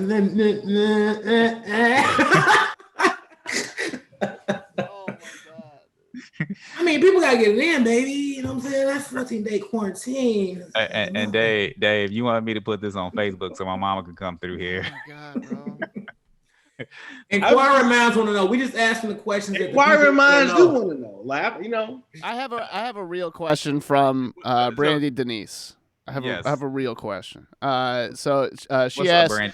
She asked, should people be getting the flu vaccine and the COVID vaccine, and if so, how far apart should they be getting those vaccines? Yes, ideally people should get both vaccines because you're still, even though there's a COVID going on, the flu is still out there, and the flu, still kills people. The flu is still a serious issue. You should probably not get them at the same time. You should probably not get them back to back. So I don't think anybody knows because one, the vaccine is brand new. So I mean, it is literally literally brand new. So there's no established guidelines, but I would imagine I would recommend probably waiting, some months, maybe a month or at least maybe a month after you've been exposed to that second dose of COVID before you get another flu vaccine. But again, this is stuff that's just me, using kind of common sense, but there's no studies to back up even what I'm saying. But you definitely wouldn't want to get, I would imagine you wouldn't want to get exposed to both, just because one, they both can be associated with some side effects and adverse reactions. So you wouldn't want to make one reaction worse by having two things in your system. If that makes any sense. Makes sense to me. Yeah, and I get my flu vaccine. My kids get their vaccines. With the COVID, not me. With the COVID vaccine, y'all keep that shit. Oh my God, not fucking with it. But because what's the concern? So I mean, I know you said first of all, I'm not in school anymore, and I done made it this far without any of them vaccines. We older now though. Well, I mean, actually, I'm gonna let Ed handle this. Yeah. Yeah. I mean, can you still catch polio at this age in 2020? Is people still catching polio? Not in the United States because of vaccines, but in foreign countries, people are catching vaccines and catching polio. And it's a lot of the people who refuse to get vaccinated who are getting polio. And I was actually reading one study. So in Pakistan, there's still the same mistrust that we have here when it comes to vaccines. And that's why, I think we do a disservice when we present this whole vaccine hesitation to get vaccine as like a Black person issue. It's not a Black person issue. This is like a worldwide issue. And a lot of it is, again, it's not just, Black mistrust. It is kind of mistrust of, some of these the people. Yeah. I read the Facebook comments. It'd be some white people in there who said they ain't fucking with it either. Right. It's a lot of people. Very political. It is very political, but this is one of the reasons why we really have to have more access to information and really do our research. And the scary thing is, right now we live in a world of misinformation. Okay, so and misinformation is dangerous. I mean, I know everybody's on Facebook and social media and whatnot, but in the wrong hands, these could be like weapons of mass destruction to some degree. And this is how you end up with people like Donald Trump as being president. Because what about these YouTube videos that come out with these doctors and nurses who are like whistleblowing and talking about, the Moderna and Luciferus, which is when you listen to it, sounds like Lucifer, what about those? So I'll be convinced at that shit. I'm like, I told you, I fucking told you. Look, all tools of misinformation. And at the end of the day, like when I think about this from a common sense perspective, Moderna, Pfizer, all these companies want to make money. But did you watch Sicko? Right? Yeah. Okay, so when Sicko came out, that exposed a lot of people, and that stuff does happen, man. This is what I say. You talking about the Sicko Michael Moore movie? Yeah, this is what I say. Yeah, but he say that against healthcare, he was advocating that more people need to get access. But he was also talking about it like. He was also, you're right. He did say that, but he was also basically exposing a lot of the greed. See, some countries are based on, I'm not going to say an entire country is based on morale, but we do know for a fact by us being American citizens that this country is simply based on greed. You know what I'm saying? So if I know, if I'm a lobbyist and I got a big, company, especially the pharmaceutical industry, right? And I want to get this passed, but it's got these USDA regulations and all of this FDA regulations and whatnot. I'm gonna send a lobbyist. I'm like, yo, look, Congress, before you pass this, if we throw you $8 million to say that to change this one little word in there, could y'all let that slide? And I think that, it's not that I think that's exactly what he was saying in that documentary, that was happening a lot. You know what I'm saying? Especially in like the food industry. So I don't think it will be no difference when it comes to drugs, because pharma is like at the helm of that type of that going on. Am I right?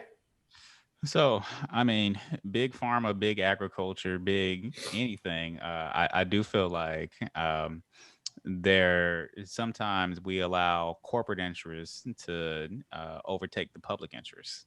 And this is where our government really needs to have a responsibility to balance those interests, where the corporate interests are not putting people at risk. And I mean, that applies to the environment, that applies to our own bodies, that applies to a lot of different stuff. So to your point, yes, sometimes we have allowed people to do whatever they want for the sake of making money because people with money have power and influence. um so that, I mean, that's a reality of it. And unfortunately, when it comes to big pharma, I think one of the biggest issues is why these medications are so expensive. Okay. And that's a problem, and they've jacked up the price. Matter of fact, they jacked the price on insulin. Like, insulin used to be like nothing, and then you got a lot of people who are type 1 diabetics. They got to decide between, literally paying their rent and dying, because if you're type 1 diabetic and you don't get insulin, you will die. Like, it's not like you might die, you will die. And that is a shame, and the government needs to stop and jump in and fix that. And with this whole vaccine situation, my take on it, if the vaccine, to use your words, was turning people into Walking Dead, like, Pfizer's gonna lose billions of dollars. Well, I was Like, just joking, obviously, but yeah, I mean, yeah. I know you were just joking, but I No, know you a lot of folks got concerns that, like, this is gonna mess people up. You know what I mean?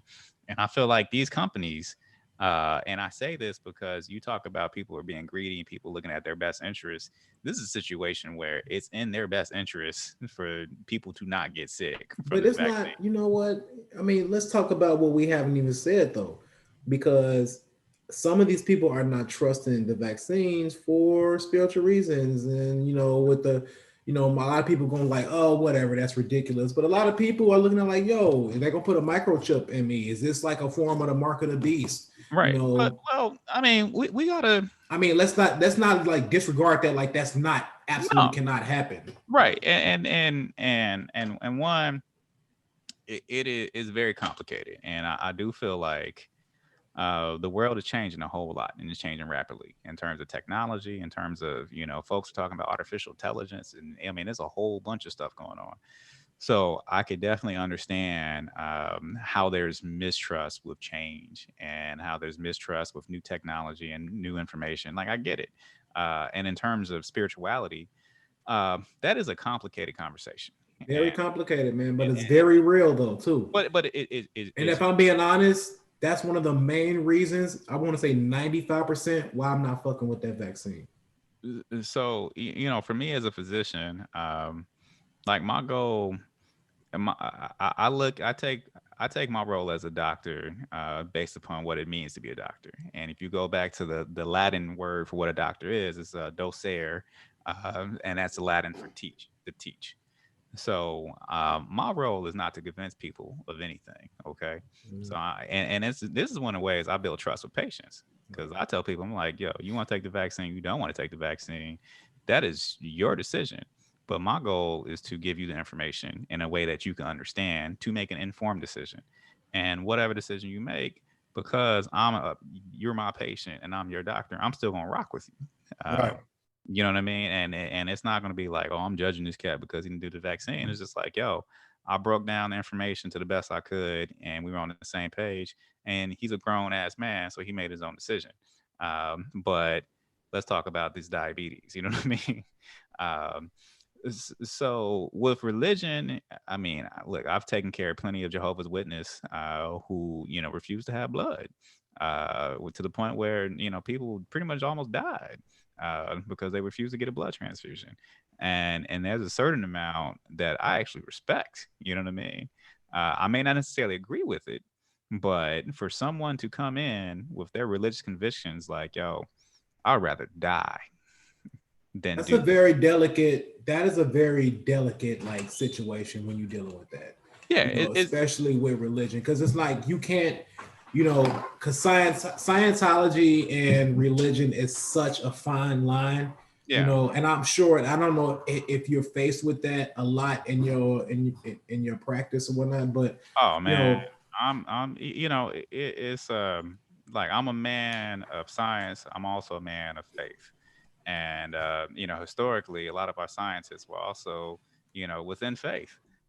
So if you think about during the Dark Ages, I mean, it was a lot of the faith leaders in the monasteries and whatnot that actually kept science alive.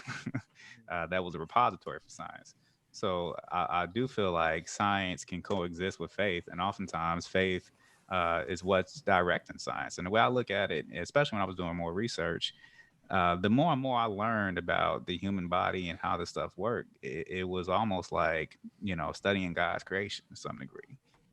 So the more I understood the mechanics of how this stuff works, it's just like, man, this stuff is really amazing. And the more I learned, the more I recognize that there's stuff that we don't know, and it's stuff that is so amazing. It actually strengthened my faith to some degree. So when it comes to like spirituality, it's something that I respect as a physician, and I've seen stuff that even as a physician I can't explain. You know what I mean? Like I don't have any words for it. Like I've seen folks that should have died that didn't, and seen people that were in comas, and we pulled the plug, and they jumped up like, "Yo, like what y'all looking at?" Like I've seen it. Haven't seen it a whole lot, but I've seen it.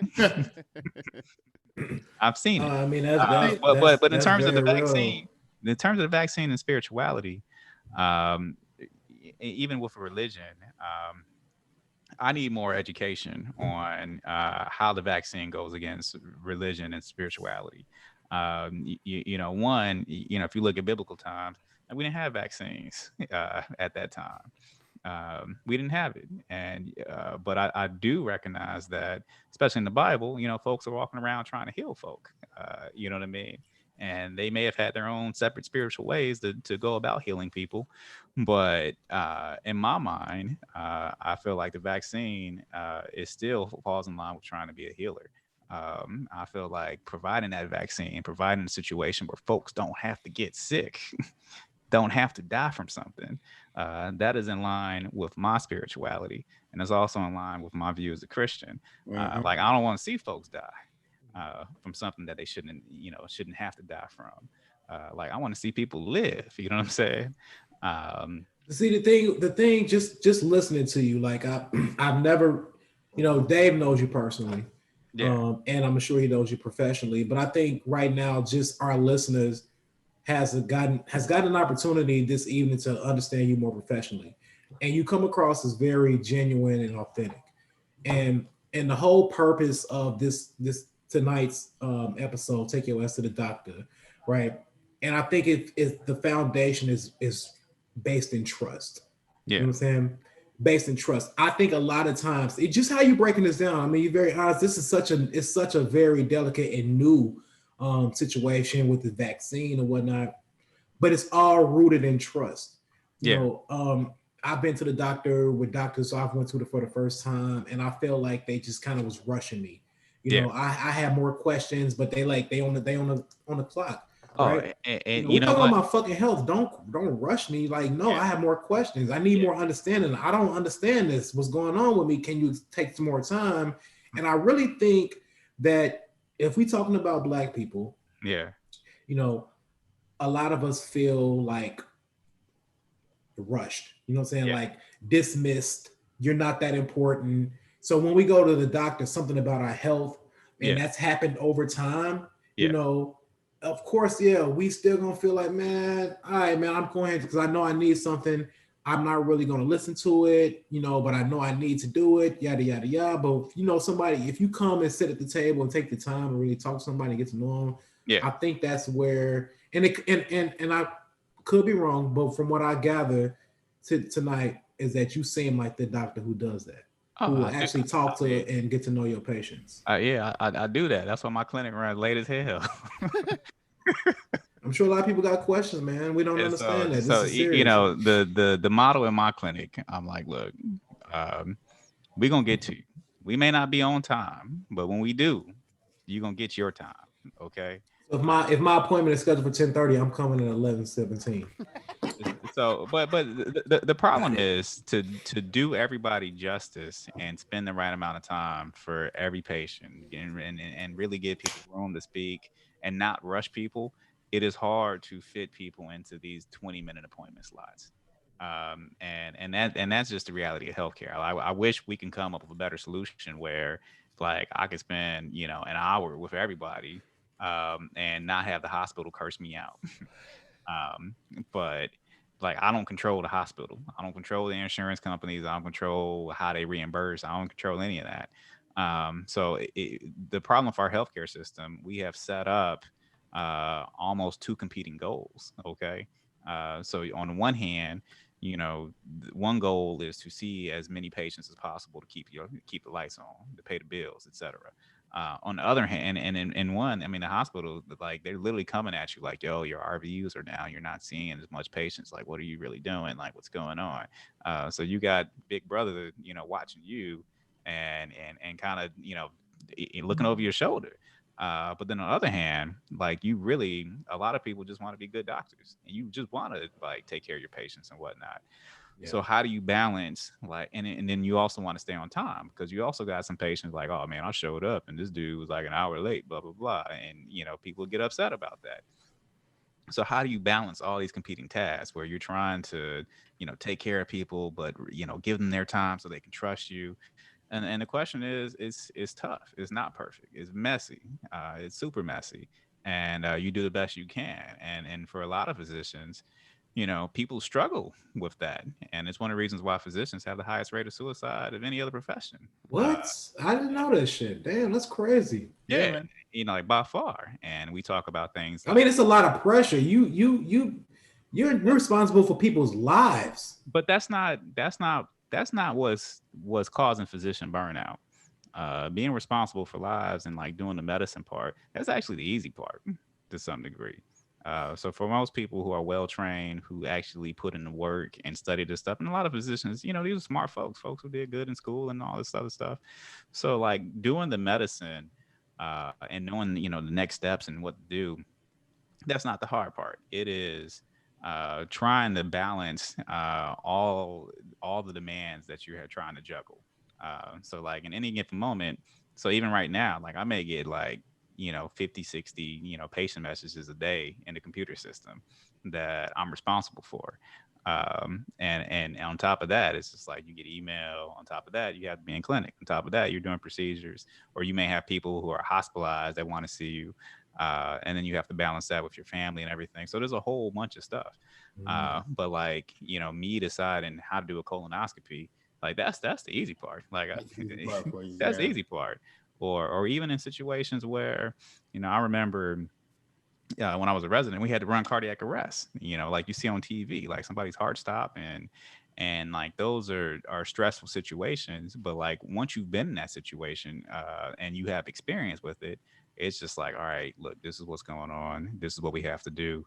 Let's get it done, and let's try to resuscitate this person. And it's when you have experience, it's easy to focus on thinking clearly. But and that's what you're prepared for. Okay, that's what medical school and residency teaches you. But what it does not teach you, it doesn't teach you, how to one get your patients to trust you. Mm. Like that is what life teaches you. It also doesn't teach you, how do you, make money, and do research and still be respected amongst your patients. How do you balance all that? Like that is some stuff you got to figure out on your own. And for people who have issues trying to figure it out, that's where the stress comes from. And I think that's what is, potentially causing physician burnout. And then as far as the vaccine, my take on the vaccine, originally, when they were talking about how quickly the vaccine was being made, like I had some of the same, not only me, but other physicians. I mean, this is stuff we talk about. We are like I don't know. I don't know. Let's wait and see what the data shows, okay? And a lot of people, even physicians, approach it with the same skepticism that you're approaching it with folks in the everyday public, because at the end of the day, no one wants to do something that's going to make them sick. You know what I mean? Like the way I look at it, if like if I'm just walking down the street and like I randomly get shot, you're like, okay, that's terrible. You know what I mean? Stuff happens. But I would be more upset if I had a gun and I'm just messing around with my own gun and I shoot myself. Like, that's my fault. You know what I mean? Like, I did that to me. So with the whole vaccine situation, I can see how like someone's like, look, I don't want to do something to me that I could have avoided. But looking at the data looks good. The data that we have so far, and the studies, it looks safe enough. I looked over it myself. Like, I'm gonna take the vaccine. I'm gonna do it next week. And I think the benefit that everybody else has who's not in healthcare, like, you guys don't have to be in the front lines. Like, you don't have to, be at the front of the line to get this vaccine. So now you get to hear about my experience, and not only my experience, but like 6 million other healthcare providers. So I just have this one study that has 45,000 people or so. Like, you guys are going to have 6 million other people ahead of you getting the vaccine to decide for yourself. Which is a blessing. Which is a blessing. And one, it's a responsibility. I think for me as a Black doctor, I'm gonna take the vaccine so other Black people can feel more comfortable to take the vaccine, and not only other Black people, but people in general. You're gonna walk so we can run, so we can fly. Boy, what is you some Maya Angelos? Boy, if some messed up stuff happens, like, it's gonna be all over the news, like, y'all gonna hear about it. It is the wind beneath my wings. Okay, like he is out here. Okay. Oh, okay. Hey, man, I have an insurmountable respect for you, brother. Just listening to you, your knowledge, just the ingenuity, man, everything. I probably said that wrong, but I appreciate that. But good people, man. Right here, man. Yeah, definitely, man. I really respect. I'm still not fucking with that vaccine, but I do respect what you say. Right, but that's fair. Like, we ain't with everybody. You know what I mean? Yeah. But I will be watching you, and I will be hitting you up like around June. Like, what's up, man? Are you Cyclops now or Nightcrawler or whatever? What's going on, man? And I promise you, like, I'll keep it real and tell you what I know. You know what I mean? And like, again, my role is just to be a teacher. We'll just have to meet like in person, because if you telling me what's up with the vaccine, I don't want you to be. I promise you. I ain't looking at you. Just let's meet in the alley and tell me what's really going on. When the world tell you that you can't go back to living your life until you get vaccinated, and you're gonna be like, you got any more than vaccine? No, but that's what I know. No, that's when I know what's really on some bullshit then. But what I will say, for all the entertainers and performers out there, the only way y'all gonna get back to normal and doing these shows and being out there is if a whole bunch of people get vaccinated. Well, I'll be the only motherfucker on Zoom. Hey. Yeah. But I mean, it is what it is. Like, I want my kids to go back to school. Like, I want to be able to go to the movies. You know what I mean? I want to be able to have barbecues. Like, all the basic stuff that we used to do, like, I took for granted. I mean, like, going to the movies, something as simple as just going to get some popcorn and watching, newest Marvel movie. Like, that stuff was important. Or even going to your comedy shows. I seen both of y'all perform. Like, I enjoyed doing that. I enjoyed, after Dave's show, let's go to Big Star and get some tacos. You know what I mean? Just being able to talk to somebody like this days too, man, and be like, "Hey, what up, man?" And that's like, get the fuck away from me, right? I had this white lady push me off the elevator because my mask was sagging, and she's like, "Get out of here!" And I'm like, "Yeah, you know what? I let it slide because you got a good point. But any other time, don't you fucking touch me, goddammit." All right. Ed, we thank you, brother, for joining the podcast for Jason Graves. a very dope episode. Is there anything that you want to plug before you get out of here? Yeah, and Jackie asked like where you located. He's at the University of Chicago, but let people know how they can. And he went to Marian Catholic, just like Jackie. Right. He might know you from there too. What do I want to plug? I got my kids book out. So my kids book, Do You Know Where Your Food Goes? It's on Amazon. It's Christmas time. So if you want to see a book with little, with black characters talking about. Is it about poop? It's about digestion. It's about, it's a little kid. Matter of fact, man, the dad, I had the artist it was inspired by the image of Jay Dilla, the producer. Yeah. I wanted the dad to look like Jay Dilla.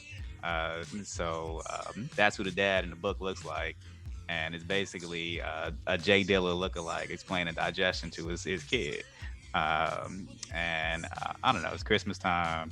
So if you want to have a little woke kid who knows what happens, when he eats food or she eats food, I'm woke too. So, little girls are reading books or they, you got non-binary folk out there. What's it called again? Do you know where your food goes? Do you know where your food goes? I just popped the link in the chat. Okay. Yeah, so that's on Amazon. Check that out. And then I write about food and nutrition. You can check out www.thedocskitchen.com. I would definitely be hitting you up because I am looking for a nutritionist and a meal prep service that can make my meals and just deliver it to me because I don't have time to cook. Okay. So I will be hitting you up around that. Okay, cool. There's a lot of stuff out there, and I work with a bunch of dietitians, man. We got you. Yeah. Hey, so follow the page, man. This is our 5th episode. You can find the podcast on iTunes. I think coming out very soon. So please subscribe to the page, Jays and Grays. Follow us on Instagram at Jays and Grays. We will. I guess next week is Christmas Eve, so I don't know if we'll be having a show next week. But and Doc, where can they follow you at? You can follow me at the Doc's Kitchen 4 on Instagram. I'm Ed McDonald on Facebook, and I also got the Facebook page, the Doc's Kitchen. I'm probably more active on Instagram than anything. But yeah, follow me, check out the website, check out the book. And if you hey James, can we put that in the chat so people can see that? Yep, I did. If you see me in the streets of Chicago, don't be afraid to say what up. Oh, this is probably our final show of 2020, to be honest with you. Oh, that's dope. Is it? Next week is Christmas Eve, and then the next week after that is New Year's Eve. So please let this. We ain't gonna have no episode for 2 weeks. I mean, ain't nobody tuning in on New Year's Eve. Hold on. Does Christmas fall on Thursday? And does New Year's fall on Thursday? Hey, look, man, they may turn in because this is the COVID New Year's Eve. Right? Yeah, like people have to be out there doing a countdown or some shit. They ain't gonna be able to be at the crib depressed. Want to listen to us? We gonna talk about it. Yeah, we gonna talk about it. Yeah. You might be here, but I won't. He ain't doing nothing. Don't worry, I'll hold it down. I got y'all. Me and James, right, James? Nope, I'll be at Zany's. Oh, shit, catching COVID. Yo, Dave's asleep again. Look at this. It's just like old times. Dave's asleep at the show. Oh Lord, Dave, what the hell? That's funny. All right, well, I'm gonna head out, brothers. Thanks again, Dr. McDonald, man. We appreciate you coming on and a lot of shared knowledge, man. So we'll definitely be in touch. Appreciate everybody tuning in this evening. Dave and shit froze at the last minute, but at least it didn't happen in the middle of the conversation. So there you go. All right, take care. All right, everybody. Thank you. Have a good night, James.